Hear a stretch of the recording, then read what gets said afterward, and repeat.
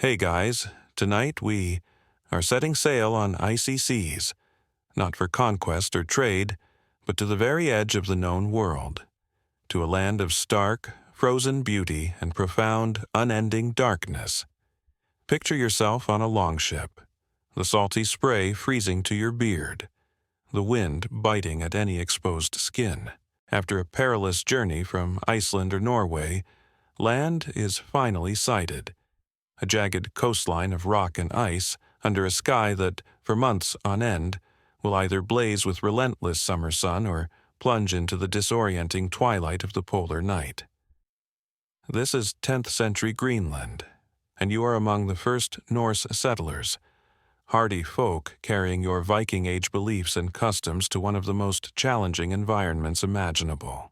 Tonight, we're delving into how these Norse people, faced with the daunting reality of this new home, especially its endless night, developed and adapted their burial rituals, seeking to make sense of life, death, and what might lie beyond in such an extreme corner of the earth. If you thought finding a decent parking spot was tough, imagine trying to dig a grave in permafrost while wondering if Aunt Gudrun will come back as a grumpy ice zombie. You probably won't survive this historical exploration without a newfound appreciation for central heating and well-lit cemeteries. So, before you get comfortable, take a moment to like the video and subscribe, but only if you genuinely enjoy what I do here. Your support helps us continue to unearth these fascinating and sometimes chilling stories from the depths of history. I'm always eager to see our community of history enthusiasts grow. So please also drop your location and local time in the comments below. It's wonderful to imagine us all gathered from various corners of our well-lit globe, ready to journey into the past. Now, dim the lights, maybe turn on a fan for that soft background hum, and let's ease into tonight's journey together.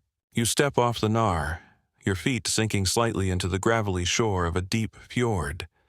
The air is cleaner, sharper than any you've breathed before. Towering, glacier-carved mountains rise on either side, their peaks lost in mist. Patches of green cling to the lower slopes, a welcome sight that perhaps inspired Eric the Red to give this vast, icy island its somewhat optimistic name, but even in summer, the chill is pervasive, and as the seasons turn, you will come to know the true character of this land, the creeping, all-encompassing darkness of the polar winter. This endless night isn't just a physical phenomenon, it's a psychological one, a profound absence of the familiar rhythm of day and night that governs life elsewhere. It's into this world you carry your ancestral ways, your stories of gods and giants, and your deep-seated beliefs about what happens when life's flame flickers and dies. The Norse who arrived in Greenland around 985 CE, led by the famously exiled Eric the Red, were not stepping into an empty void. They were part of the Viking Age expansion, a period of exploration, raiding, trading, and settlement that saw Norse people travel from the coasts of North America to the rivers of Russia. They brought with them a complex pagan worldview, a pantheon of powerful deities, and a rich oral tradition of myths and legends. Life in Iceland and Norway was already harsh, but Greenland presented new levels of challenge. The growing season was shorter, the resources more limited, and the isolation more profound. A mainstream historical fact is that the Norse settlement in Greenland lasted for about 500 years, from the late 10th century to the mid-15th century. During this time, they established two main settlement areas, the Eastern Settlement and the Western Settlement, and developed a unique adaptation of their Scandinavian culture to the Arctic environment. In this new, stark reality, old customs would be tested, and new fears would arise. The endless night, with its profound silence broken only by the howl of the wind or the crack of distant ice, would become a powerful backdrop to their existence. How would this influence their understanding of death? What particular anxieties would it foster about the fate of the soul, or the disposition of the body, when the sun itself seemed to abandon the world for months on end? These are the questions that begin to whisper in the icy air as you and your fellow settlers start to build your first turf and stone longhouses, your gaze often turning to the vast, indifferent landscape and the even vaster, darker sky above. The rituals surrounding death, always important, would take on an even greater significance here, at the edge of the world, under the cloak of the endless night. It wasn't just about saying goodbye, it was about ensuring the dead rested peacefully, and perhaps about making sure they stayed put in a land where the boundary between worlds might feel terrifyingly thin. One quirky tidbit about early Greenlandic life is that, despite its name, only a small fraction of Greenland is actually green. Most of it is covered by a massive ice sheet. Eric the Red's choice of name was likely a clever bit of medieval marketing to attract settlers to this new, challenging frontier. Come to Greenland, it's got bits of green and endless character-building opportunities involving ice.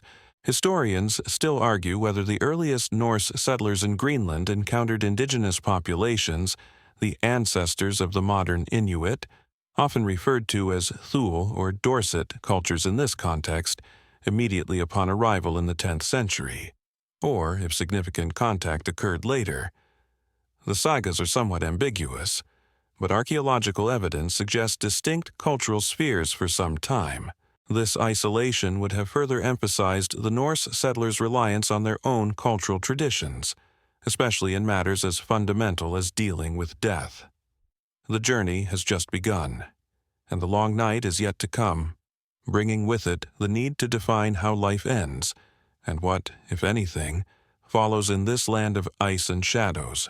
Having taken those first tentative steps onto the icy shores of Greenland, you and your fellow Norse settlers carry more than just tools, livestock, and the hope of a new life.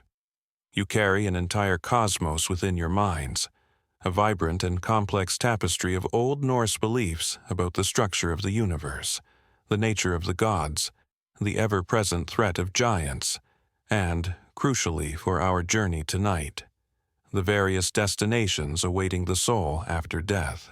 Before we can understand the peculiar burial rituals that might develop in the long Greenlandic night, we must first immerse ourselves in the mythological landscape these 10th century Vikings brought with them from Scandinavia. It's a world teeming with powerful beings, cosmic struggles, and multiple, quite distinct, afterlives, none of which sound particularly like a walk in a sunny park. Unless you're a top-tier warrior, of course. At the heart of this belief system is Yggdrasil, the world tree, an immense ash tree whose branches and roots connect the 9 worlds. There's Asgard, the realm of the Aesir gods like Odin, Thor, and Frigg. Midgard, your own world, the realm of humans. Jotunheim, the land of the giants, the perennial foes of the gods. And then there are the realms of the dead. The most famous, perhaps, is Valhalla, Odin's magnificent hall where warriors chosen by the Valkyries, those who died bravely in battle, would feast and fight until Ragnarok, the twilight of the gods, when they would march out to face the final, cataclysmic battle. Getting into Valhalla was the ultimate honor for a warrior, a kind of eternal, glorious training montage with unlimited mead. Died with your sword in hand. Excellent. Right this way, the pork practically carves itself, and the brawls are legendary. But Valhalla wasn't for everyone. Most people, those who died of sickness, old age, or other non-battlefield causes, which, let's face it, was the vast majority, were destined for hell, presided over by the enigmatic goddess of the same name, daughter of Loki. No less. Hell was often depicted as a gloomy, misty, and cold realm located beneath one of Yggdrasil's roots. It wasn't necessarily a place of punishment like the later Christian hell, but more of a shadowy, neutral existence. Still, it lacked the glory and feasting of Valhalla, and for a people who valued honor, reputation, and a vibrant life, hell probably seemed a rather bleak prospect. Then there were other possibilities. Folkvanger, ruled by the goddess Freya, was another afterlife for chosen warriors, with Freya said to take her pick of the slain before Odin. Some sagas also hint at the dead residing within mountains or barrows, burial mounds, continuing a kind of existence close to their living kin. A concept that could be both comforting and a little creepy, depending on how well you got along with Uncle Olaf in life. A mainstream historical fact is that our primary sources for Old Norse mythology, such as the Poetic Edda and the Prose Edda, were written down in Iceland in the 13th century, several centuries after the Christianization of Scandinavia.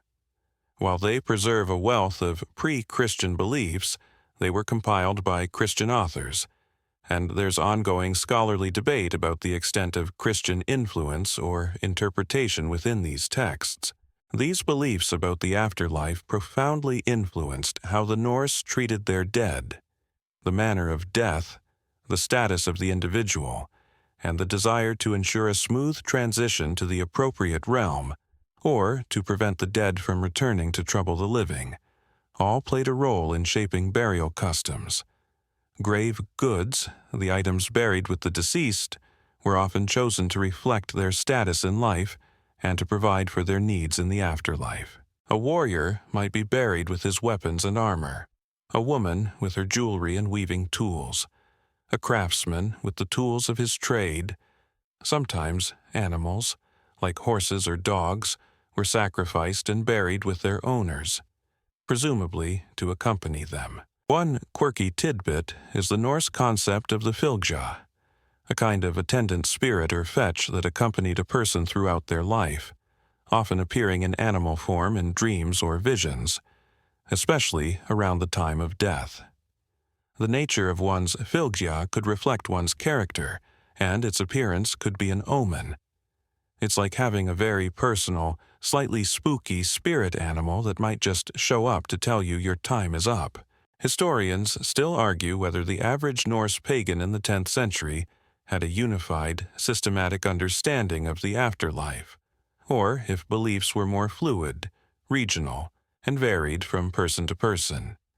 The Eddas present a somewhat systematized cosmology, but everyday belief might have been a more eclectic mix of traditions, local legends, and personal interpretations. Was hell a universally accepted destination for the non-martial, or did some communities have stronger beliefs in the living in the mountains scenario? So, as you and your companions begin to carve out a life in Greenland, this is the rich, and sometimes contradictory, spiritual baggage you carry. These stories of Odin's wisdom, Thor's might, Freya's beauty, and Hel's shadowy domain will echo in your minds as you face the challenges of this new land, especially when confronted with the stark reality of death under the endless night. These ancient beliefs will be the foundation upon which your Greenlandic burial rituals are built, adapted, and perhaps slowly transformed. You've arrived in Greenland, your mind filled with the epic tales of Asgard, the feasting halls of Valhalla, and the shadowy realms of Hel. These are the beliefs that have comforted and guided your people for generations in the fjords of Norway and the volcanic landscapes of Iceland. But Greenland is different. It's a land of profound silences, of overwhelming ice, and of a darkness that stretches for months. A stark, elemental canvas that will inevitably begin to tint and reshape the ancient spiritual views you hold. The Old Norse cosmology was already attuned to harsh landscapes, but here, the sheer scale of the cold and the oppressive weight of the endless night present a unique psychological and spiritual challenge. Imagine your first full polar winter in the eastern settlement. The sun dips below the horizon in late autumn and doesn't truly reappear for months, a perpetual twilight. sometimes broken by the ethereal dance of the aurora borealis, blankets the world. The vibrant greens of summer fade under snow, and the fjords freeze over, locking your small community into an even deeper isolation. The familiar rhythm of life, dictated by the sun, is profoundly disrupted. In this immense darkness, the world can feel closer to the primal chaos of Ginnunga Gap, the void from which everything emerged in Norse myth, than to the ordered world of Midgard. It's easy to see how such an environment could amplify certain aspects of your existing beliefs and give rise to new anxieties or interpretations. The darkness itself becomes a powerful entity. In Norse myth, Night Not was a personified goddess, daughter of a giant, who rode a frosty-maned horse across the sky. But here, her reign feels almost absolute for a significant part of the year. This isn't just the absence of light, it's a presence, a tangible force that might seem to favor the shadowy creatures of myth. The frost giants of Jotunheim, perhaps, or the restless spirits of the dead. The boundaries between worlds, always somewhat permeable in Norse thought, might feel especially thin during the long polar night. Every creak of your turf house, every howl of the wind, could take on a more ominous meaning. Was that just the wind, or was it Uncle Svine's ghost complaining about the quality of the dried fish we left him? This profound darkness could have intensified the fear of what happens after death.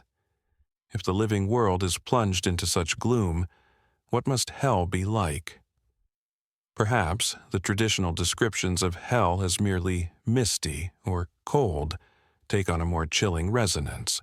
Or maybe the endless night prompts a greater yearning for Valhalla's light and warmth, or a deeper desire to ensure the dead find some form of peaceful rest, rather than wandering in an eternal, icy twilight mirroring the world they left behind. A mainstream historical fact is that the Norse Greenlanders had to adapt their entire way of life, including farming, hunting, and building techniques, to the harsh Arctic conditions. Their diet, for example, became heavily reliant on seals and other marine mammals, as well as caribou, a significant shift from the more diverse agriculture possible in Scandinavia. This adaptation likely extended to their spiritual and ritual practices as well. The physical challenges of dealing with death in this environment are also considerable. Digging graves in permafrost or frozen ground during winter would have been an immense undertaking. This might have influenced the timing of burials, the types of graves constructed, or even the rituals performed to consecrate the ground. Would the cold preserve bodies for longer, perhaps leading to different ideas about the transition of the soul? One quirky tidbit is that the Norse sagas mention trolls and other supernatural beings in Greenland, sometimes in encounters that are quite terrifying. These tales likely reflected the anxieties of living in such a remote and extreme environment, where the unknown lurked just beyond the small circles of settlement. The endless night would surely have been prime time for such creatures in the popular imagination.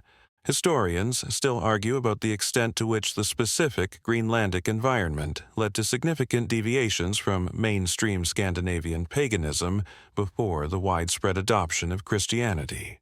Were new, local deities or spirits incorporated into their worldview, or did they primarily reinterpret existing beliefs through a Greenlandic lens?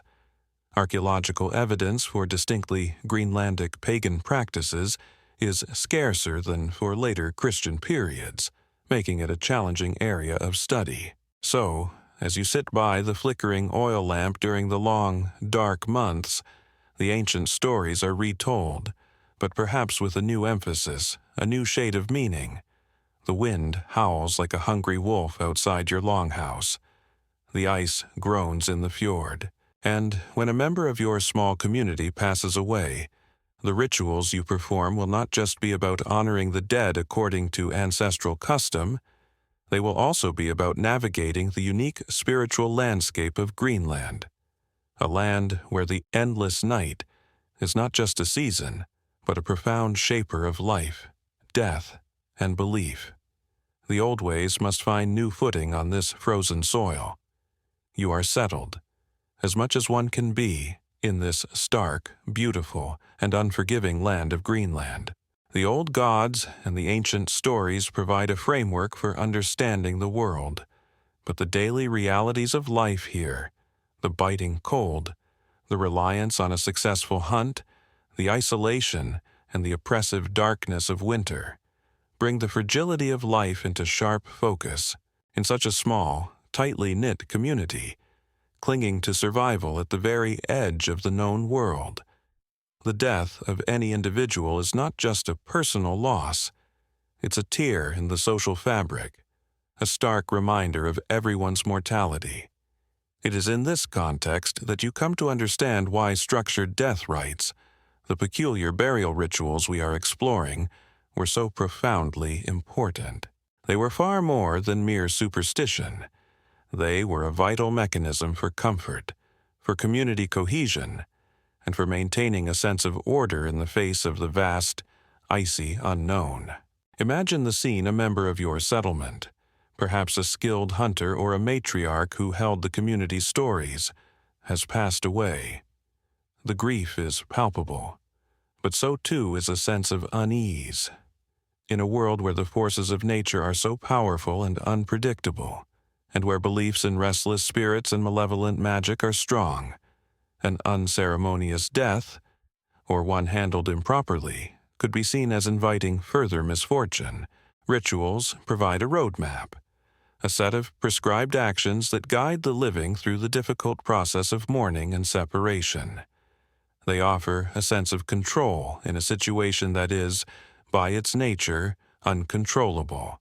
By following the established customs, you are doing your part to ensure the deceased transitions properly to the afterlife, that they are at peace, and crucially, that they do not return to trouble the living. Right, we've followed all the steps, said all the words. Aunt Helga should be well on her way to, well, somewhere. And hopefully, she won't be back for her good spindle. These rituals would have served a critical social function: the shared participation in preparing the body, digging the grave, performing the ceremonies, and partaking in the funeral feast would reaffirm community bonds.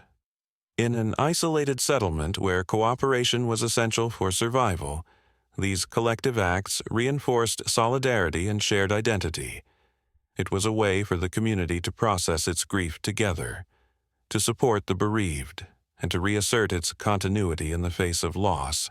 Each ritual act, passed down through generations, connected you not only to your immediate community, but also to your ancestors and your cultural heritage, a vital link when you are so far from your original homelands. A mainstream historical fact is that funerary rituals in most societies, ancient and modern, serve multiple purposes beyond the mere disposal of remains.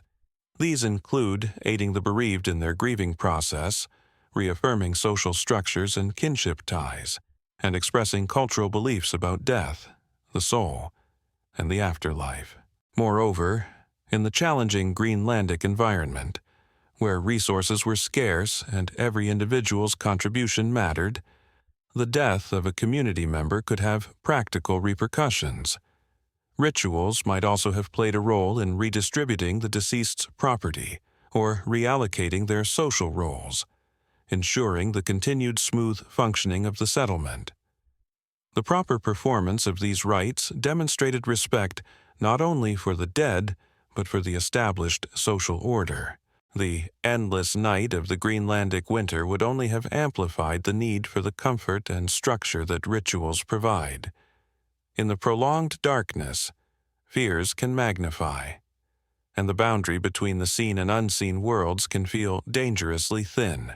The familiar words of a chant, the symbolic gesture of a burial offering, the shared warmth of a funeral feast, these would have been anchors of certainty in a disorienting gloom. They provided a shield against the unknown, a way of imposing human order on a landscape that often seemed indifferent or even hostile to human concerns. One quirky tidbit is the idea that even the sounds associated with rituals could be important. The chanting, the recitation of genealogies, or even the ritual wailing might have been seen as actively guiding the spirit or warding off malevolent influences. In the profound silence of a Greenlandic winter, these human sounds would have carried a special weight. Historians still argue about the specific emotional and psychological impact of the Greenlandic environment on its Norse inhabitants. While the sagas provide some narrative insights, and archaeology reveals material culture, the inner lives and anxieties of these settlers, particularly regarding death and the supernatural in their new home, are subjects of ongoing interpretation and empathetic reconstruction. How did the constant cold and darkness feel? And how did that feeling translate into ritual action when death occurred? Thus, the burial rituals you are about to witness more closely are not just quaint customs, they are the threads that hold a fragile community together, the tools for navigating profound loss, and the spiritual bulwarks against the overwhelming power of the Arctic environment. In the cold and the dark, these carefully prescribed actions provided a measure of warmth, light, and meaning. You've come to understand the deep anxieties and communal needs that underpinned Norse Greenlandic burial practices, especially under the shadow of that endless winter night. Now, let's turn our attention to the very earth itself, or rather, what lay within it. The grave was more than just a hole in the ground. It was the final resting place, a constructed space between the world of the living and the realm of the dead. Discovering how and where the 10th century Norse Greenlanders interred their departed tells us much about their beliefs, their social structure, and their adaptation to this challenging, often frozen, landscape. In the earliest period of settlement, before churches with consecrated graveyards became widespread, a process that began in earnest in the 11th century with the official adoption of Christianity. Burial practices would have likely followed older pagan Scandinavian traditions, adapted as necessary. This meant that graves might be found in various locations. Some could be situated near the farmstead, perhaps in a small family plot, keeping the ancestors close, a practice seen elsewhere in the Norse world. The idea of the dead living on in their mounds, overseeing the prosperity of their descendants, was a powerful one. Imagine glancing out at the burial mound of your grandfather, feeling a sense of continuity and perhaps a little bit of ancestral oversight on your farming efforts. Hope Gramps approves of these turnips. He was always very particular.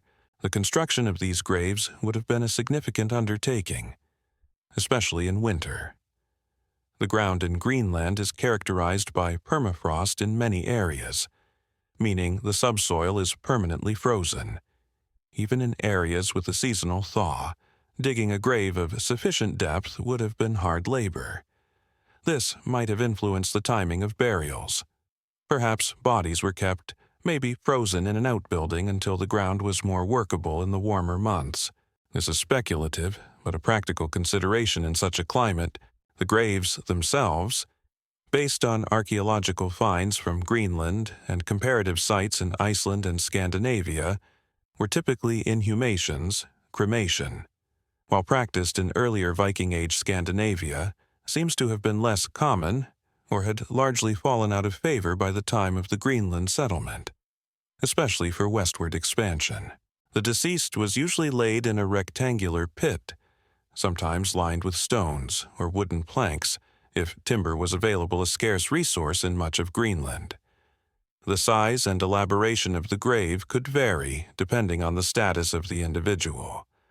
A chieftain or wealthy farmer might have a more substantially constructed grave, perhaps even a rudimentary stone cist or chamber, while others might have simpler interments. The orientation of the body within the grave is another detail archaeologists look for, as it can sometimes hint at underlying beliefs. While later Christian burials in Greenland followed the west-east alignment, feet to the east, ready to rise facing the sunrise on Judgment Day. Pagan Norse practices were more varied. Some graves show a north-south alignment, others different orientations, perhaps related to the position of the sun at a certain time of year, the direction of the ancestral homeland, or other cosmological considerations that are not always clear to us now.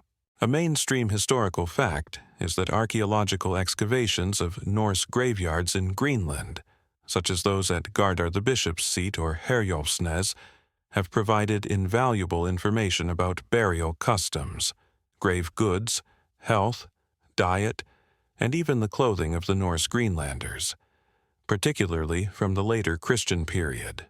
Early, more dispersed pagan graves are harder to locate and identify definitively. One quirky tidbit relates to boat graves. In Scandinavia, high-status individuals were sometimes buried in actual boats or with symbolic boat settings made of stones, reflecting the importance of seafaring and perhaps a belief in the boat as a vessel to the afterlife. While large-scale boat burials are not characteristic of Norse Greenland, likely due to the scarcity of timber and different priorities, the symbolism of the ship as a means of passage might have lingered in other ways. Historians still argue about the precise nature and prevalence of pagan Norse burial sites in Greenland that predate the widespread establishment of Christian churchyards. Identifying a 10th century grave as definitively pagan versus early Christian with pagan holdovers can be challenging without clear diagnostic grave goods or runic inscriptions with pagan content, which are rare from this specific early period in Greenland. The transition was likely gradual. So, you see the community gathering, tools in hand, to break the stubborn, frozen earth. Stones are cleared, and a space is hollowed out. This is not just a pit, it's a carefully prepared final home, a threshold. The way it's built, its location, and its orientation are all imbued with meaning, reflecting a complex interplay of ancestral tradition, practical necessity, and the ever-present influence of Greenland's stark environment. The grave awaits its occupant, and the next step in the ritual, the inclusion of grave goods, will tell us even more. The grave has been painstakingly dug from the reluctant Greenlandic earth, a stark oblong awaiting its occupant. Now, as you observe the preparations for interment, your attention is drawn to the items being carefully selected to accompany the deceased. These are the grave goods, objects that will share the darkness of the grave, and they are far from random trinkets. In the Norse worldview, these items served practical or symbolic purposes for the journey into the afterlife, or for existence within it. For the 10th century Norse Greenlanders, these goods often reflected the harsh realities and daily concerns of their lives, a very pragmatic approach to equipping the dead for whatever came next. It's like packing a carry-on for a very, very long trip, but with more walrus ivory and fewer tiny bottles of shampoo. Let's first consider the practical items. Life in Greenland revolved around a few key activities farming on a limited scale, raising livestock like sheep, goats, and some cattle, and, crucially, hunting. Seals, walruses, caribou, and even polar bears were vital resources, providing food, clothing, and raw materials. It's no surprise, then, that tools and equipment related to these activities are sometimes found in graves. A man might be buried with his hunting spear or knife, perhaps some fishing gear, or tools used for woodworking or smithing if he was a craftsman. These weren't necessarily his fanciest, best tools. Those might be too valuable to lose from the community of the living, but rather serviceable items, or perhaps miniatures or symbolic representations. The idea was that he might need these skills and tools in the afterlife, which was often envisioned as a continuation, in some form, of earthly existence. A woman might be accompanied by items reflecting her domain and contributions. Spindle whorls for spinning wool, loom weights for weaving, needles and bone pins for sewing, and perhaps knives for food preparation or working with hides. These speak to the vital role of women in producing textiles for clothing and sales, and in managing the household. Again, these items underscore the belief that life's essential tasks would continue beyond the grave. It's a bit like being buried with your laptop and a good Wi-Fi connection, just in case there's work to be done on the other side. Here's your favorite spindle, Astrid. Hope the wool quality in hell is decent. Personal adornments, while perhaps leaning towards the symbolic, also had a practical element in defining status and identity. Beads of amber, jet, or glass. Simple bronze or iron brooches to fasten clothing. Finger rings or arm rings, these items, often found in both male and female graves across the Norse world, would have been part of an individual's daily attire and personal wealth. Taking them to the grave ensured they retained their identity and status. A mainstream historical fact is that the types of grave goods found in Viking Age burials across Scandinavia and its settlements can vary significantly based on the individual's social status, gender, occupation, and the specific period. The presence and quality of weapons, for instance, often denote a warrior or someone of high rank. The Greenlandic context adds a specific flavor to this. Resources like iron were scarce and had to be imported or carefully recycled. Timber was also in short supply. This might mean that grave goods in Greenland were, on average, perhaps less ostentatious than in some wealthier parts of Scandinavia. However, local materials like walrus ivory or soapstone might have been used for certain items. The focus would likely be on what was truly essential or deeply symbolic, rather than lavish displays.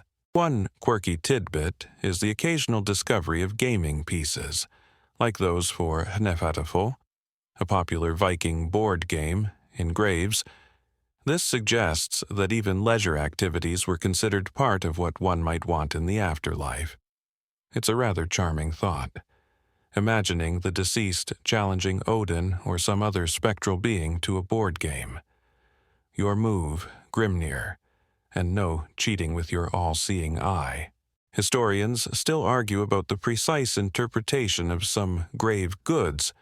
Was an item included because it was genuinely believed to be useful in a tangible afterlife, or was it more of a symbolic gesture, a token of remembrance, or an offering to appease deities or spirits associated with the dead often? It was likely a combination of these meanings, deeply interwoven and not easily separated by our modern analytical categories.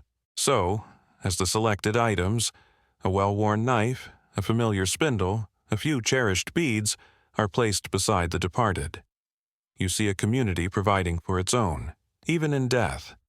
These practical grave goods paint a vivid picture of daily life, of skills valued, and of a belief in an afterlife where earthly concerns still mattered, even under the endless night of whatever realm awaited them. The grave in the frozen Greenlandic soil is nearly ready.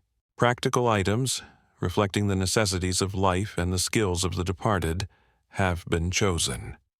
But the Norse Greenlanders, like their Scandinavian ancestors, also understood that the journey into the afterlife, and existence within it, was fraught with unseen dangers and spiritual challenges, especially when undertaken in a land already dominated by such a profound and lengthy darkness.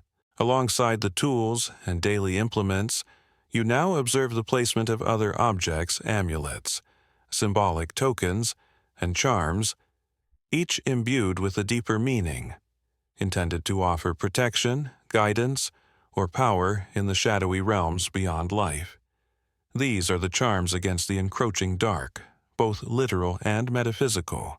One of the most recognizable and potent symbols in the Norse world was Thor's hammer, Mjolnir.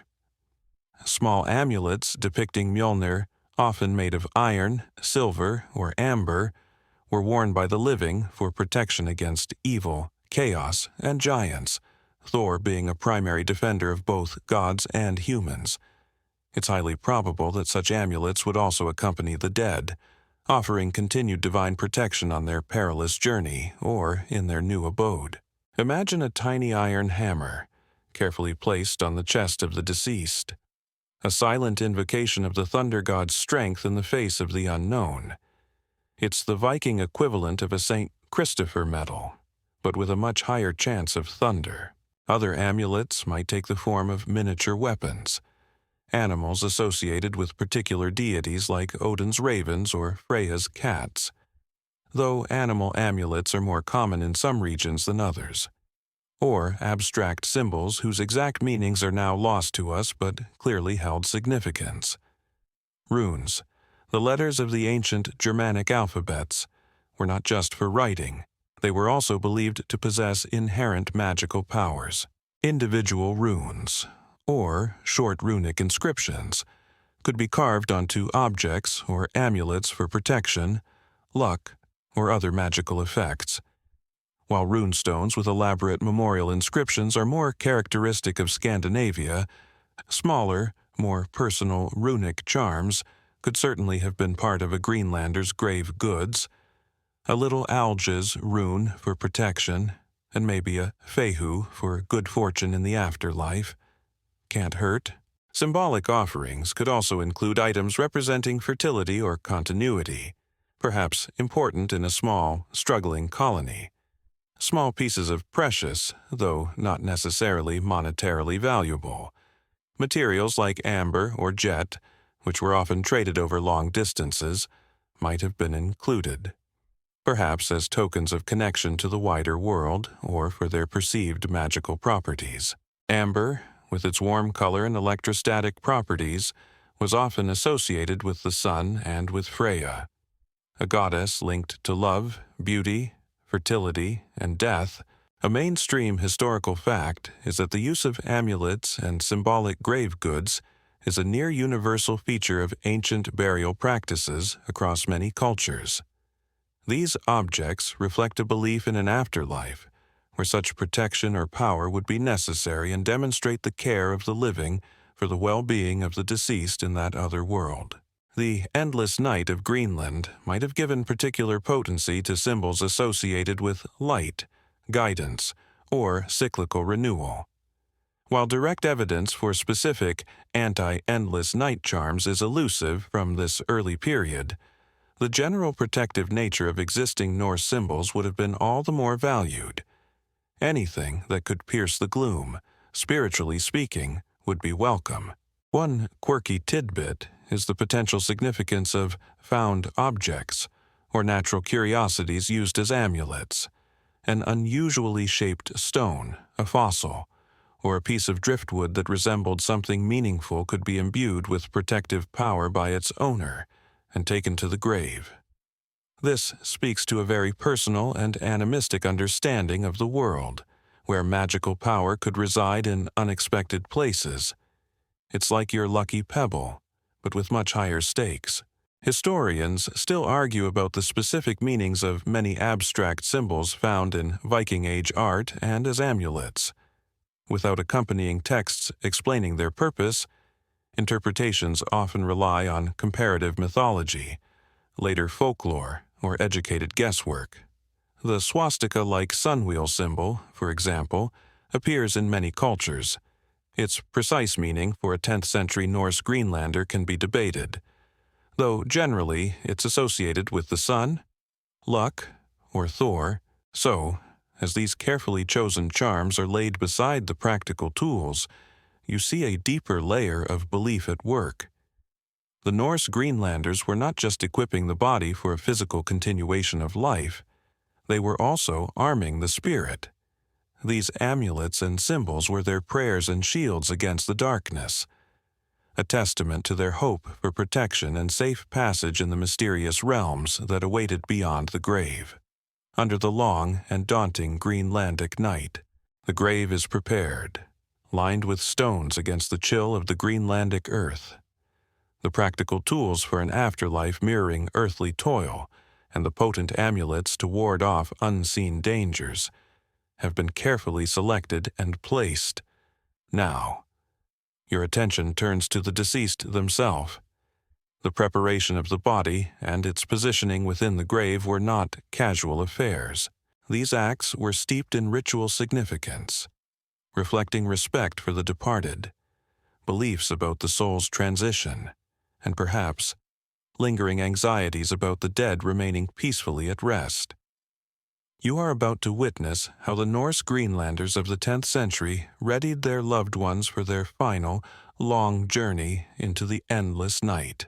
Firstly, the body would have been cleaned. This act of washing, common in many cultures' funeral rites, signifies purification, a cleansing of the earthly grime before entering the spiritual realm. It's a final act of care performed by the living for the dead. Given the harsh conditions and limited resources, this might have been a simple, practical cleansing, but one imbued with deep respect. Then, the dressing of the deceased. The Norse were known for their woven woolen textiles, often dyed in rich colors if affordable. The dead would typically be dressed in their own clothing, perhaps their best garments, or clothing specifically made or chosen for burial. This was not just about modesty or presentation. It was about ensuring the individual entered the afterlife appropriately attired. Maintaining their identity and status, archaeological finds, particularly from later, well-preserved Greenlandic graves like those at Herjolfsnes, dating mostly from the 14th and 15th centuries, but reflecting long-standing traditions, have revealed surprisingly sophisticated woolen hoods, gowns, and stockings. While 10th century clothing might have differed in specifics, the principle of dressing the dead in good attire would have held. Imagine the care taken to fasten a familiar brooch onto a woolen tunic, a final touch of normalcy before the strangeness of the grave.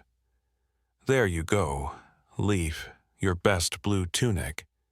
You always looked so dapper in it, even when chasing particularly stubborn goats.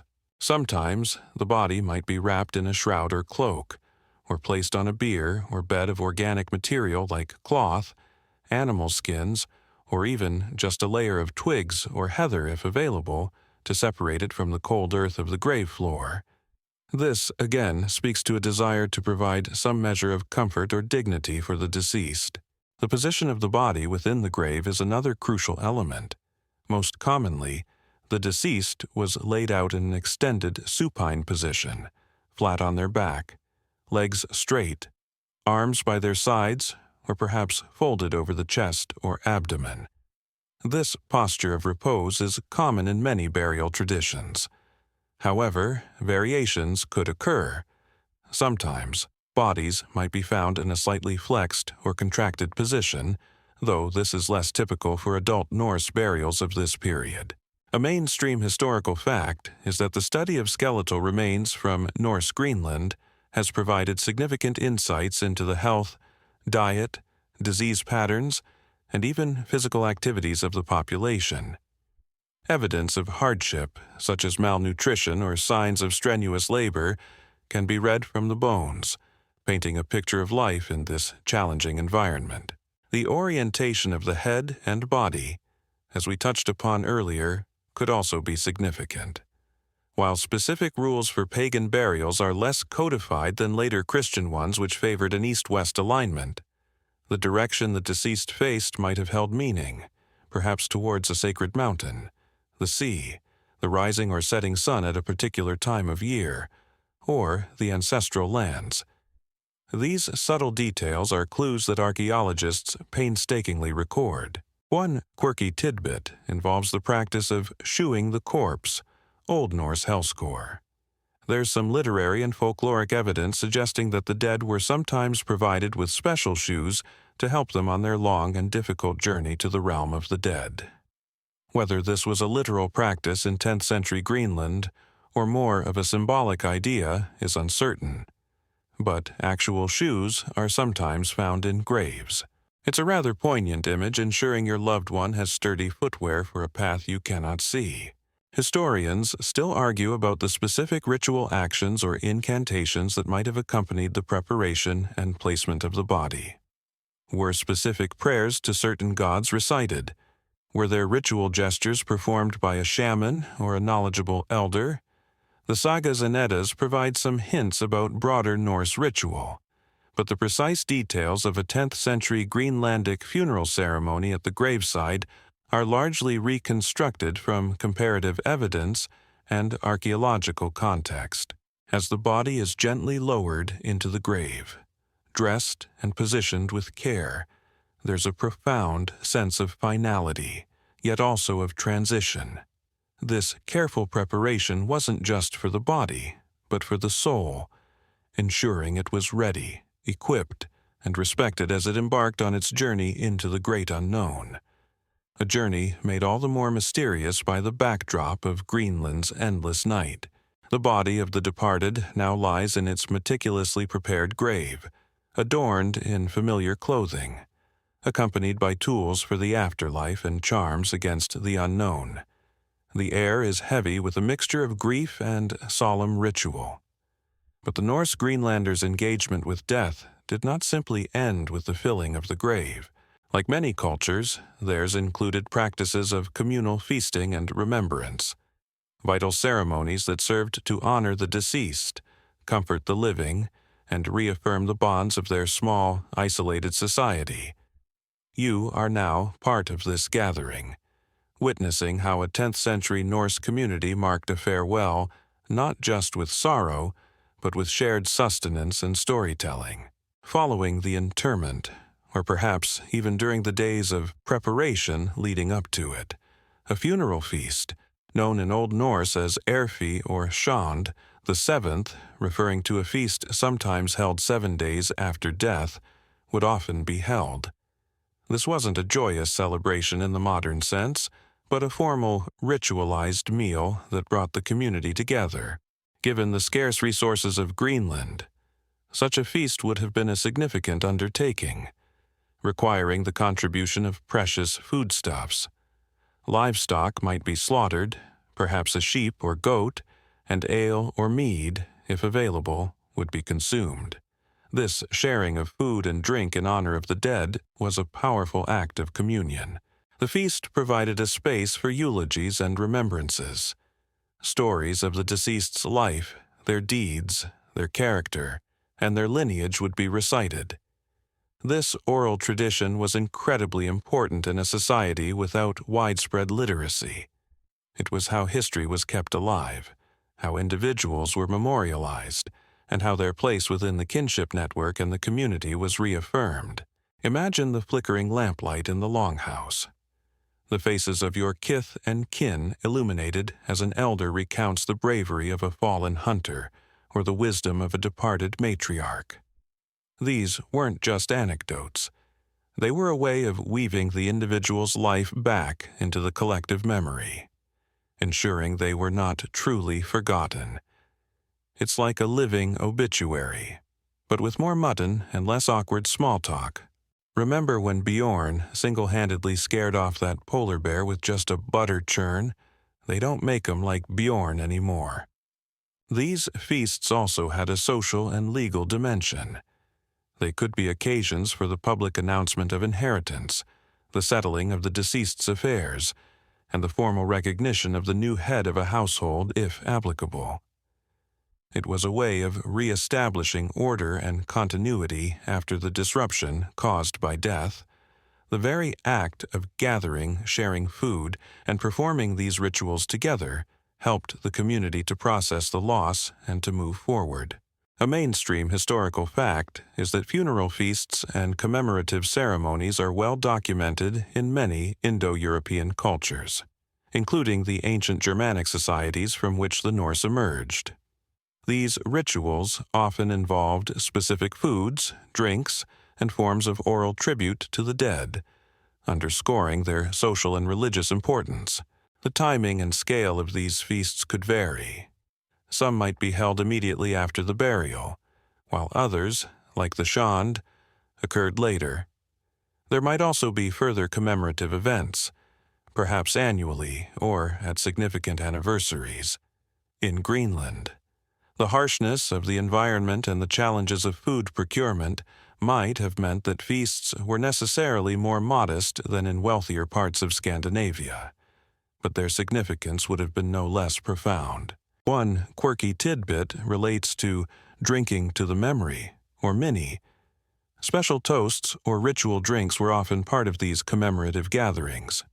These weren't just casual cheers, they were formal declarations, sometimes dedicated to gods, ancestors, or the recently departed, intended to strengthen bonds and perhaps even magically convey good fortune or protection. You'd raise your drinking horn not just to your friends, but to the memory of old Thorolf, and perhaps to Thor himself for good measure. Historians still argue about the specific religious undertones of these feasts in the pre-Christian period. Were certain foods considered offerings to the gods or to the spirit of the deceased? What role did figures like Odin, a god associated with death and poetry, or Freya, who received a share of the slain play in these commemorative rites?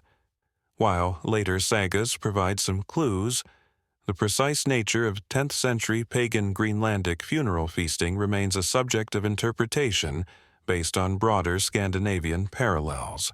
So, as the shared meal concludes and the stories wind down, you feel a sense of closure, but also of connection. The funeral feast has served its purpose. The dead have been honored, the living have been comforted, and the community has reaffirmed its strength. The memory of the departed is now woven into the ongoing saga of your people, a light against the encroaching darkness of the endless Greenlandic night. The deceased has been carefully laid to rest, equipped with grave goods for their journey and protection. The commemorative feast has been held, stories shared, and the community has begun to absorb the loss. Yet, in the Norse worldview, the separation between the living and the dead was not always clean or absolute. A deep-seated anxiety persisted, the fear of the restless dead, the revenant, known most fearsomely as the Draugr. You now peer into this darker side of Norse eschatology, understanding how the dread of the Draugr could profoundly influence burial customs, as people took specific measures to ensure that the departed stayed peacefully in their graves and didn't return to haunt the living, especially in a land as isolated and prone to long, eerie nights as Greenland. A Draugr was not a wispy, ethereal ghost. It was a corporeal revenant, an animated corpse, often possessing supernatural strength, a malevolent disposition, and sometimes magical abilities. They were typically individuals who had been powerful, wealthy, or particularly unpleasant in life, or those who had died in a manner that left them unsettled, perhaps with unfinished business, a hidden treasure they guarded, or simply a nasty temperament that death failed to mellow. Sagas and Icelandic folklore are replete with chilling tales of Draugr, the plural form emerging from their burial mounds to terrorize livestock, attack unwary travelers, and bring misfortune to their kin or former communities. They could be incredibly difficult to kill again, often requiring decapitation, burning the body, or other drastic measures. It's like dealing with a zombie, but one that might also be able to curse you and shapeshift. Pretty sure that's Great Uncle Harold at the door, and he doesn't look like he's here for a cup of tea. Did anyone remember to bury him with his favorite axe firmly out of his reach? This fear of the returning dead would have been a powerful motivator for meticulous adherence to burial rituals. Every step, from preparing the body to sealing the grave, might have incorporated elements designed to appease the spirit or physically prevent its return.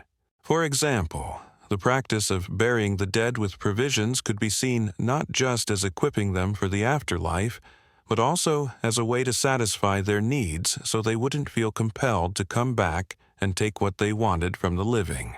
Specific apotropaic evil-averting practices might have been employed.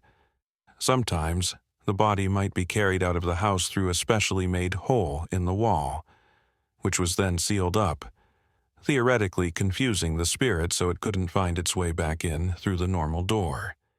Graves might be located at a distance from dwellings, or oriented in specific ways to create a barrier.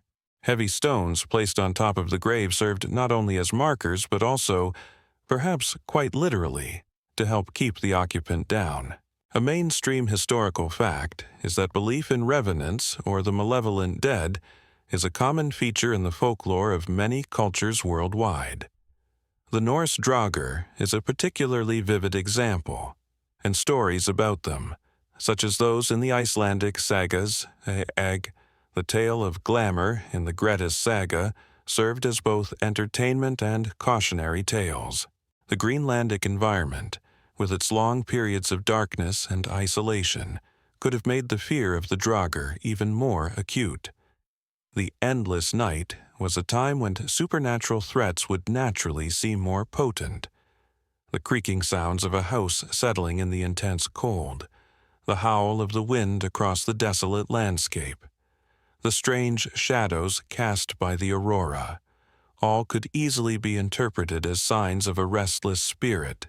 In a small community, the psychological impact of such fears could be significant. One quirky tidbit is the idea that draugr often guarded treasure buried with them. This added another layer to their menace. Not only were they terrifying undead creatures, but they were also supernaturally strong security guards for their grave goods. This might have discouraged grave robbing, but also made encounters with them particularly perilous if one stumbled upon an ancient, wealthy burial.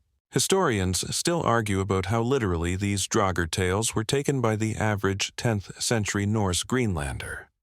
Were they seen as factual accounts of real events, or more as allegorical stories about the dangers of unresolved social tensions? Greed, or disrespect for the dead? It was likely a spectrum, with some individuals firmly believing in their physical reality and others seeing them in more symbolic terms. However, the prevalence of such stories suggests a deep cultural anxiety about the dead not staying dead. Thus, the burial rituals you observe are not solely focused on the peaceful transition of the soul to a pleasant afterlife. They are also infused with a strong element of protection for the living, by performing the rites correctly, by providing for the dead, and perhaps by incorporating subtle magical precautions. The Norse Greenlanders hoped to ensure that when the endless night descended, the only spirit stirring would be the one safely confined to myth and memory, not lumbering out of their frozen graves. As the 10th century draws to a close and the 11th century begins to dawn over the icy fjords of Greenland, a new spiritual current starts to ripple through the Norse settlements. While the old gods, Odin, Thor, Freya, still hold sway in many hearts and homes, whispers of a new faith, a powerful religion from the south, begin to arrive with traders, travelers, and perhaps even a few early tentative missionaries. This is the era of Christianity's gradual expansion into Scandinavia, and Greenland, despite its remoteness, is not immune. You are now witnessing the very early stages of this momentous shift, as Christian influences begin to subtly interact with, and eventually alter, the deeply ingrained pagan Norse burial traditions. The official conversion of Iceland to Christianity occurred around the year 1000 CE at the Althing, their national assembly, and Norway had also largely adopted the new faith under kings like Olaf Tryggvason and later Olaf II Saint Olaf during this period. Greenland, with its strong ties to Iceland and Norway, would naturally have been influenced by these developments.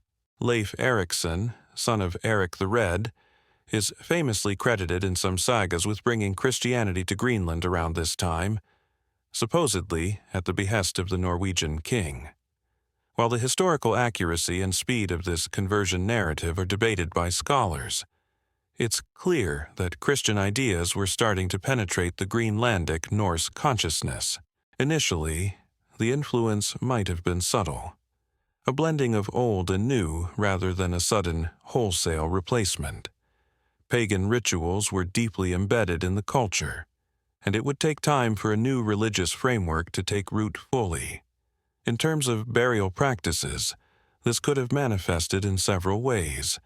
Perhaps Christian prayers or symbols began to be incorporated alongside older pagan rites. A cross amulet might be buried with an individual alongside a Thor's hammer, or a grave might be oriented east-west, a Christian practice, with the deceased facing east towards the resurrection, even if other elements of the burial remained quite traditional. It's like trying a new recipe, but keeping some of your favorite old spices in the mix, just in case. We'll say a prayer to the White Christ, but let's keep Thor's hammer handy too. Covers all the bases, right. The concept of consecrated ground would have been a significant new idea. Pagan Norse often buried their dead on their own land or in ancestral mounds. Christianity introduced the idea of churchyards, specific areas blessed by the church where the faithful should be interred to await the day of judgment. The establishment of the first churches in Greenland, even small, simple turf structures, would have begun to centralize burial locations and introduce new rituals associated with Christian liturgy. However, in the vast and sparsely populated landscapes of Greenland, access to a church and a priest might have been limited, especially in the early days, leading to a continued reliance on lay practices that blended traditions. A mainstream historical fact is that the conversion of Scandinavian societies to Christianity was a complex and often lengthy process, typically occurring from the top-down kings and chieftains converting first and involving periods of syncretism, where pagan and Christian beliefs and practices coexisted and influenced each other. The Christian view of the afterlife also differed significantly from the Norse pagan one. The emphasis on a single God, the concepts of heaven and hell based on faith and moral conduct, and the resurrection of the body on Judgment Day presented a different eschatological framework. This would eventually lead to changes in grave goods. Elaborate provisions for an earthly-style afterlife became less necessary if the soul was destined for a purely spiritual realm or awaiting a future resurrection. Focus might shift towards prayers for the soul of the departed and simple symbols of faith. One quirky tidbit is the story of Thjodild, Eric the Red's wife. According to the saga of Eric the Red, she converted to Christianity and had the first church built in Greenland, at Brattahlid Eric's estate, even though Eric himself remained pagan. This tale, if accurate, illustrates the potential for religious differences even within prominent families during this transitional period, and how a new faith could begin to take hold through influential individuals. Historians still argue about the speed and depth of Christianization in Norse Greenland. While churches were built and a bishopric was eventually established at Gardar in the 12th century, some scholars suggest that older folk beliefs and practices may have persisted alongside official Christianity for a considerable time, especially in more remote farmsteads. The archaeological record for clearly Christian burials becomes more prominent from the 11th and 12th centuries onwards. So, as the 10th century wanes, the spiritual landscape of Norse Greenland is becoming more complex. The old ways of honoring the dead, shaped by the endless night and the ancient gods, are encountering a new set of beliefs and rituals. This period of overlap and gradual change would see the peculiar burial practices we've been exploring slowly transform, adopting new forms while perhaps retaining echoes of the old fears and hopes that characterized life on this icy frontier. The whispers of the new faith are carried on the Arctic wind, promising a different kind of light beyond the darkness. We've journeyed through the beliefs, fears, and evolving rituals of the 10th century Norse Greenlanders as they confronted mortality in their harsh, new world. We've imagined their practices based on sagas, folklore, and parallels with their Scandinavian homelands. But how much of this can we truly see and touch? The answer lies frozen in the Greenlandic soil, slowly revealed by the patient work of archaeologists. You are now stepping into the role of an observer at an excavation, where the unearthing of actual Norse graves provides tangible, often poignant, evidence of their lives, their deaths, and their ways of navigating the endless night. Archaeological investigations in Greenland, beginning in earnest in the early 20th century and continuing to this day, have been crucial in piecing together the story of the Norse settlements. While many of the most famous and well-preserved grave finds, like the remarkably intact clothing from Herjolfsnes, date to the later centuries of the Norse presence, 14th to 15th centuries, earlier sites and individual graves do offer glimpses into the 10th and 11th centuries, the period when pagan traditions were still strong or just beginning to blend with Christianity. Imagine a team carefully brushing away layers of soil from a low mound or a stone-lined pit in what was once the eastern or western settlement. The air is cold, the landscape vast. What they find can be profoundly evocative. Skeletal remains, for instance, are not just bones. They are the direct remnants of individuals who lived and died here 1,000 years ago.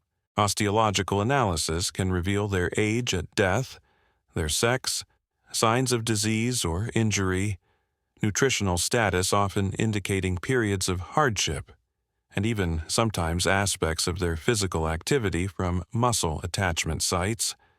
It's a very personal connection to the past. This woman suffered from arthritis, and her teeth show wear from a gritty diet. Life was not easy here. Grave goods, when preserved, offer direct evidence of what these people considered important to accompany their dead. Remember our discussions of practical tools and symbolic amulets. Archaeologists might unearth a corroded iron knife, a soapstone spindle whorl, a few glass beads, or perhaps a small whetstone for sharpening tools. Each object is a clue. The scarcity of certain materials, like metal, often reflects Greenland's isolation and reliance on imports or local, sometimes less durable, substitutes. The presence of a single iron rivet might be all that remains of a wooden object that has long since decayed. A mainstream historical fact is that the acidic soil conditions in many parts of Greenland are not ideal for the preservation of organic materials like wood, textiles, and unburnt bone over very long periods, unless they are in permafrost or waterlogged, anaerobic environments. This means the archaeological record for early Norse burials can be patchy, with stone and more resilient materials surviving best. The layout of graves and cemeteries, even early ones, also tells a story. While pre-Christian graves might be more dispersed, the tendency to bury near dwellings or in small family plots can sometimes be identified. The shift towards organized churchyards, even with very simple early churches, marks a significant change in social and religious practice. Archaeologists look for patterns in grave orientation, density, and the relationship between burials and nearby structures. One quirky tidbit comes from the analysis of animal bones found in association with Norse sites, including some graves. While large-scale animal sacrifice, as seen in some high-status Scandinavian burials like the Oseberg ship burial, is not typical of Greenland, the presence of dog bones, for example, in some contexts might suggest that these companions were sometimes interred with their owners, a practice with ancient roots in the Norse world. Historians still argue about the interpretation of graves that show a mixture of pagan and Christian characteristics, or those that lack clear diagnostic markers of either.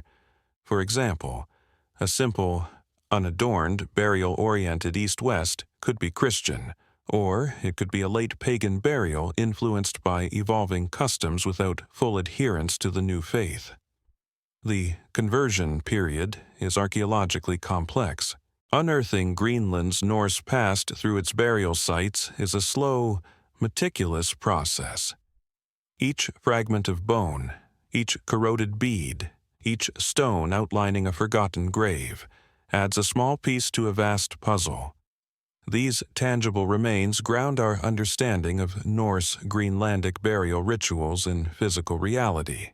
They confirm some aspects of what the sagas tell us, challenge others, and offer intimate glimpses into the lives of the people who faced the endless night and sought to make sense of death on this remote and frozen frontier. The echoes from these graves are faint, but they speak volumes to those who listen carefully. We've explored the gods, the graves, and the goods that accompanied the Norse Greenlanders into the afterlife.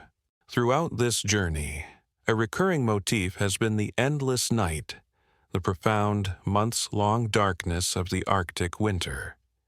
Now, let's delve deeper into how this specific, overwhelming environmental factor might have uniquely shaped their eschatological beliefs, their views on death, and the symbolism woven into their burial rituals.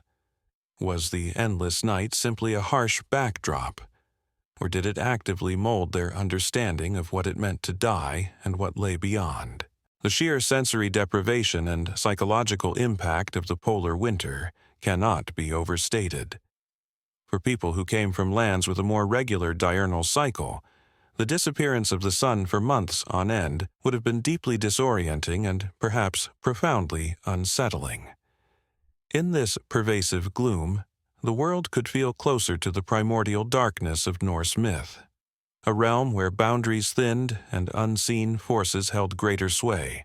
This intense, prolonged darkness might have made the concept of hell, the generally gloomy realm of the dead, feel particularly immediate and resonant.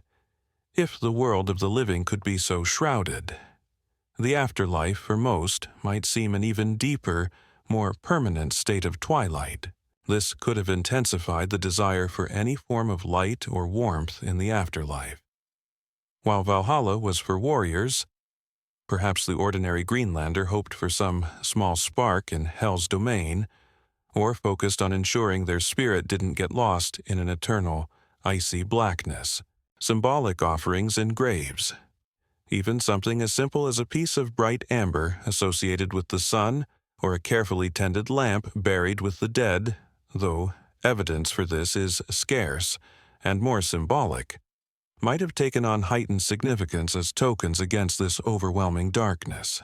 The cyclical nature of the endless night, followed by the equally dramatic return of the midnight sun in summer, could also have influenced beliefs about death and rebirth. The idea of the world emerging from darkness into light each year is a powerful natural metaphor.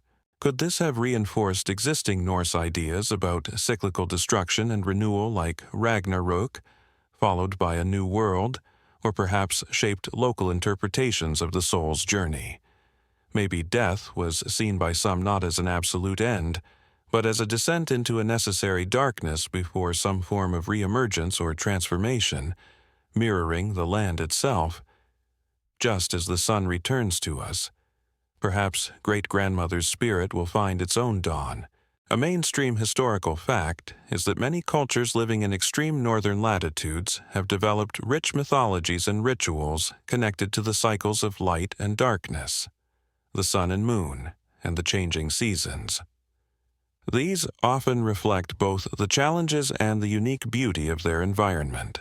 The fear of the dragger, the restless dead, might also have been amplified by the endless night. In the deep gloom, every unexplained sound or shadow could be a source of terror, easily attributed to a malevolent spirit. Ensuring the dead were properly buried and appeased would be even more critical when the protective light of the sun was absent for so long, leaving the living feeling more vulnerable to whatever lurked in the shadows. Imagine trying to sleep in your turf house, the wind howling outside in the blackness, and wondering if the strange scratching sound is just ice settling, or something far more sinister trying to get in. One quirky tidbit is the intense beauty of the aurora borealis, the northern lights, which would have been a frequent spectacle during the Greenlandic winter. While we now understand the science behind them, for the Norse, these shimmering, dancing lights in the dark sky might have been interpreted in various ways, perhaps as the Bifrost bridge to Asgard, the spirits of the dead, or omens from the gods. Their presence would have added another layer of mystery and awe to the endless night. Historians still argue whether the specific conditions of the Greenlandic endless night led to the development of unique eschatological beliefs distinct from those in Iceland or Norway, or if it primarily intensified existing anxieties and interpretations within the broader Norse pagan framework. Direct textual evidence from 10th century Greenland itself detailing these specific nuances is lacking. So, interpretations rely on inference from archaeological context and comparative mythology. The endless night, therefore, wasn't just a period of cold and darkness, it was a powerful psychological and spiritual crucible.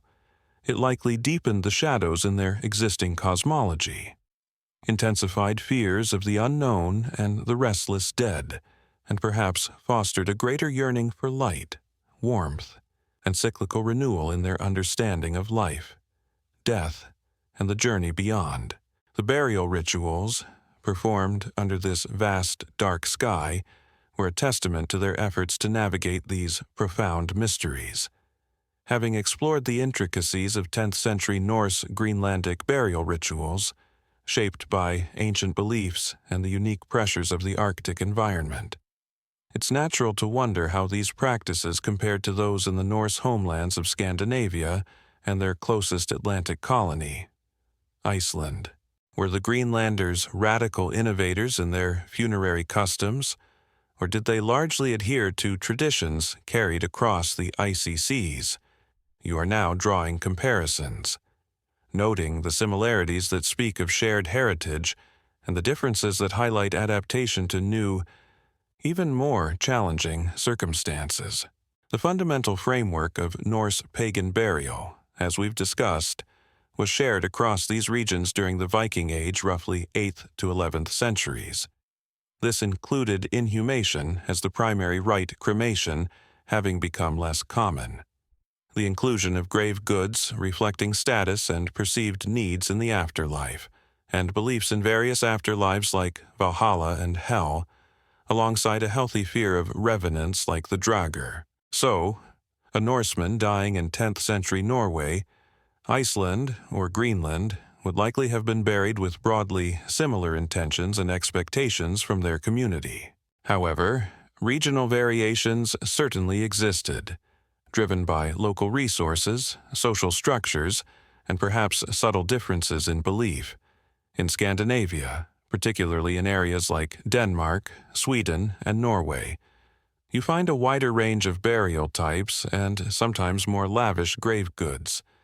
Especially in earlier periods, high-status warrior graves could be incredibly rich, with swords, shields, helmets, sacrificed horses, and even, in exceptional cases like Oseberg or Gokstad in Norway, entire ships used as burial vessels.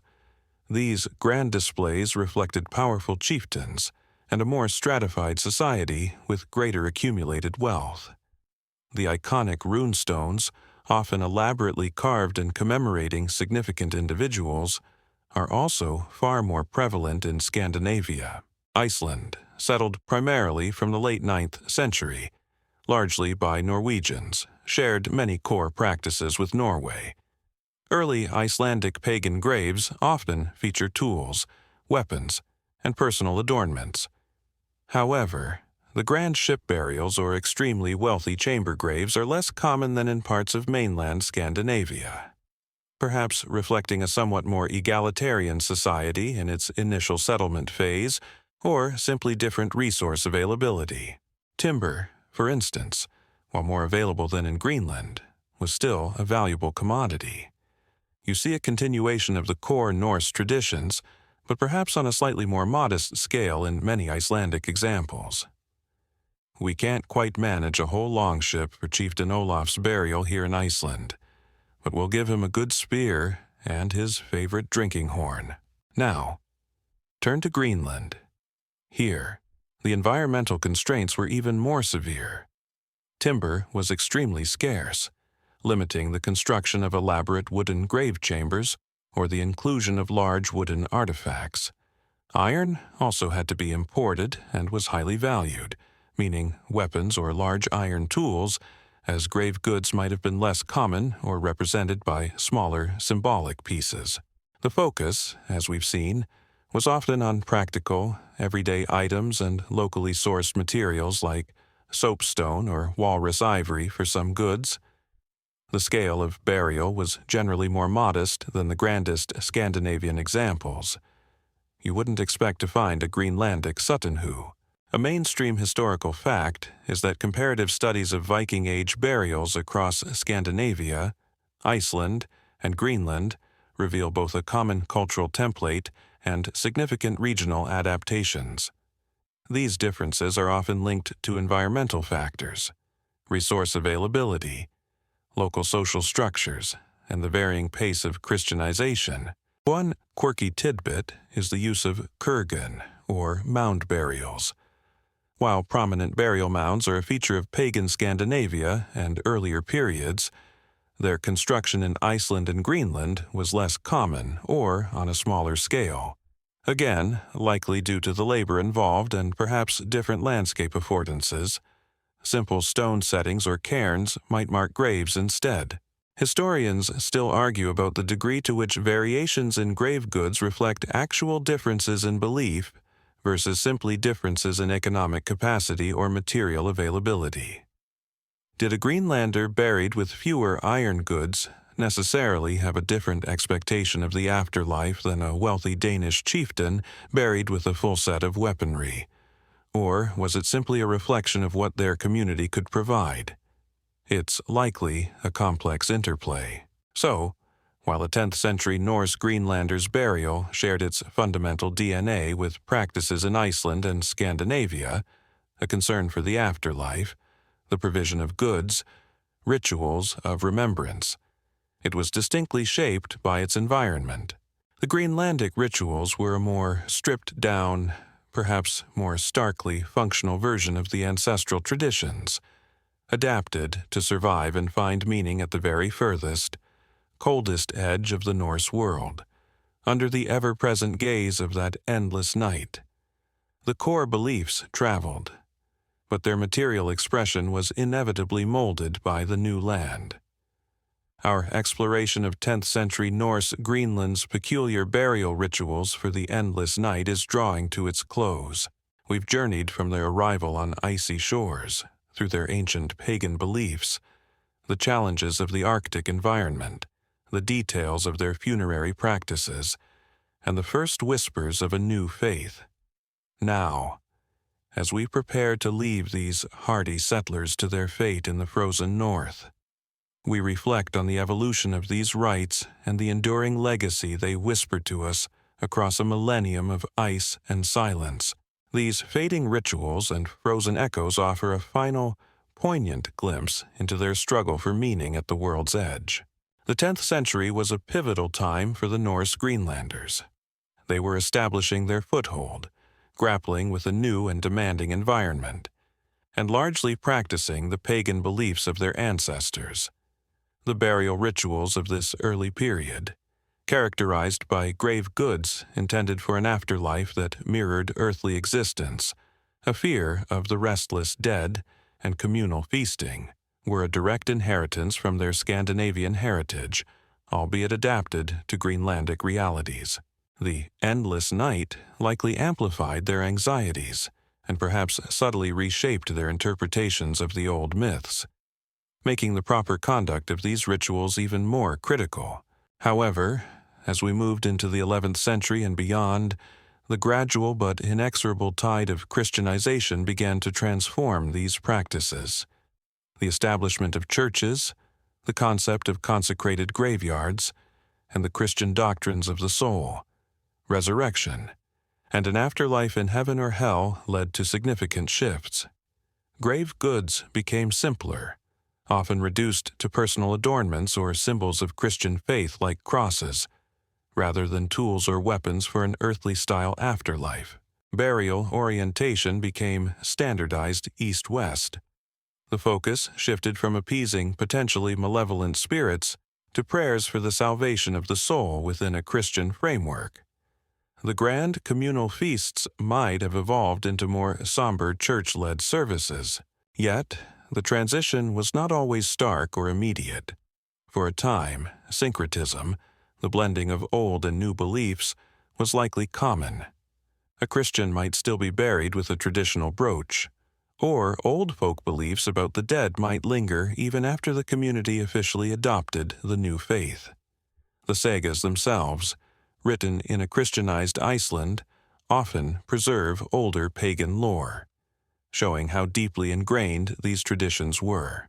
Imagine an elderly Greenlander, raised with tales of Odin and Thor, trying to reconcile them with the teachings of the local priest.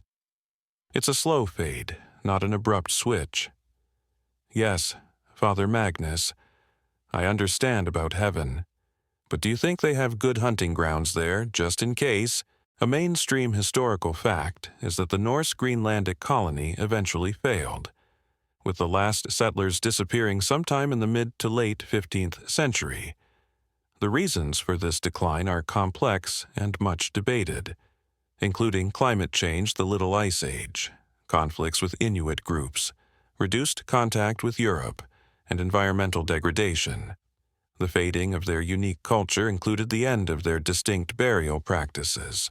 What these early burial rituals ultimately tell us is a story of resilience, adaptation, and the universal human need to confront mortality with meaning and order.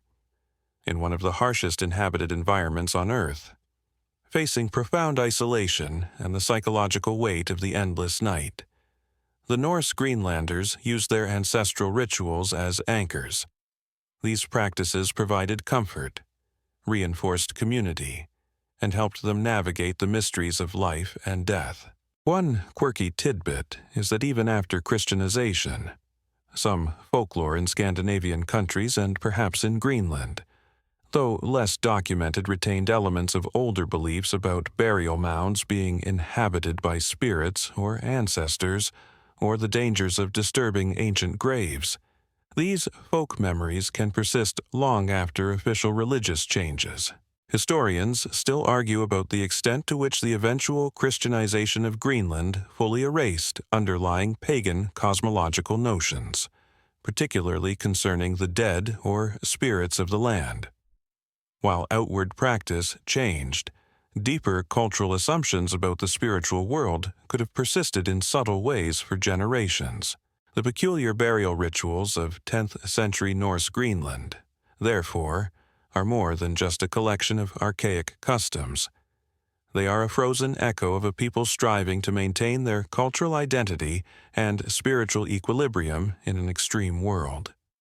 They remind us that even in the deepest darkness, humans seek to create light through ritual, community, and belief, leaving faint but fascinating traces for us to ponder 1,000 years later. And so, as the last vestiges of the aurora shimmer and fade across the imagined Greenlandic sky, our journey into the burial rites of its 10th century Norse settlers comes to a gentle end. We've walked with them on icy shores, felt the profound weight of the endless night, and peered into the graves where they laid their loved ones to rest, equipped with tools for a life beyond and charms against the encroaching darkness. We've heard the echoes of their ancient gods and the first faint whispers of a new faith that would eventually transform their world. These rituals, born from a deep well of Norse tradition and uniquely shaped by the stark, unforgiving beauty of Greenland, were more than just responses to death. They were affirmations of life, community, and the enduring human spirit's insistence on finding meaning even in the face of overwhelming desolation and the profound mystery of what lies beyond.